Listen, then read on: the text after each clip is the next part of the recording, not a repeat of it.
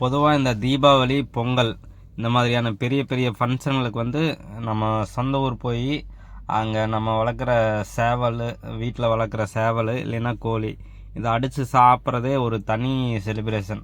அப்படி தான் அந்த பொங்கலும் போச்சு எங்களுக்கு.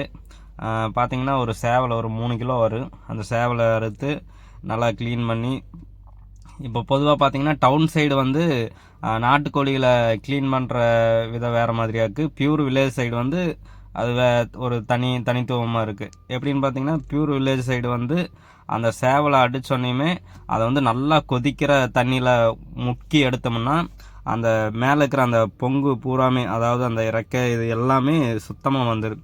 அதுக்கப்புறம் மஞ்சத்தூளுங்கிறது வந்து ஒரு கிருமி நாசினி மாதிரி. அதை போட்டு நல்லா தேய்ச்சோம்னா இருக்கிற அழுக்கு எல்லாமே வந்துடும். அந்த மாதிரி க்ளீன் பண்ணி வெட்டி அரிஞ்சு எல்லாம் ரெடி பண்ணோம். இதில் பார்த்திங்கன்னா 1 கிலோ வந்து நாங்கள் பள்ளிப்பாளையம் சிக்கன் பண்ணோம். வெறும் வரமிளகாயும் தேங்காய் எண்ணெயும் போட்டு நல்லா வேக வச்சு, அதாவது அடுப்பு பார்த்திங்கன்னா கல்லடுப்பு தான். உங்களுக்கு கல்லடுப்பு வந்து பரவலாக எரியும், பரவலாக நல்லா கறி நல்லா வேகும், குழம்பு நல்லா டேஸ்ட்டாக இருக்கும் விறகடுப்பில் செய்கிறது. இதே நீங்கள் கேஸில் வச்சிங்கன்னா ஒரு குறிப்பிட்ட அளவுக்கு தான் அது எரியும். கல்லடுப்பில் செஞ்சு பாருங்கள், பரவலாக எரிஞ்சு குழம்பு நல்லா டேஸ்ட் இருக்குது, கறி நல்லா வெந்திருக்கும். அந்த மாதிரி பள்ளிப்பாளையம் சிக்கன் செஞ்சு சாப்பிட்டோம். சாப்பாட்டுக்கு வச்சு சாப்பிட்டா சிறப்பாக இருந்துச்சு. ரெண்டாவது பார்த்திங்கன்னா தனி குழம்பு, நாட்டுக்கோழி குழம்பு. இந்த குழம்பு மசாலா அரைச்சி தேங்காயெல்லாம் போட்டு நல்லா பண்ணியிருந்தாங்க அம்மா.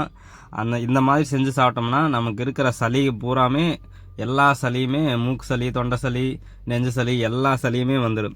கண்டிப்பாக ட்ரை பண்ணி பாருங்கள். அதுலேயும் எங்கள் அம்மா அந்த நெஞ்சு கறி வச்சு கொடுப்பாங்க, நல்லா பெருசாக.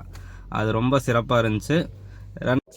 ரெண்டாவது நாட்டுக்கோழி குழம்பு வந்து எப்படி சாப்பிடணும்னா, சாப்பாடு எவ்வளோ அளவு போடுறோமோ அதே அளவு குழம்பு, நல்லா நாட்டுக்கோழி குழம்பு ஊற்றி நல்லா பிசைஞ்சு, அதாவது அந்த சோறு வந்து நல்லா பசை எப்படி இருக்குது அந்த தன்மைக்கு வந்து அதை அப்படி எடுத்து சாப்பிட்டோம்னா அருமையாக இருக்குது.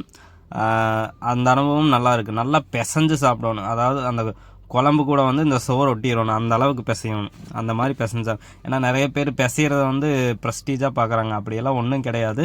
நல்லா பிசைஞ்சு சாப்பிட்டிங்கன்னா அதோட டேஸ்ட்டே வேறு. நன்றி.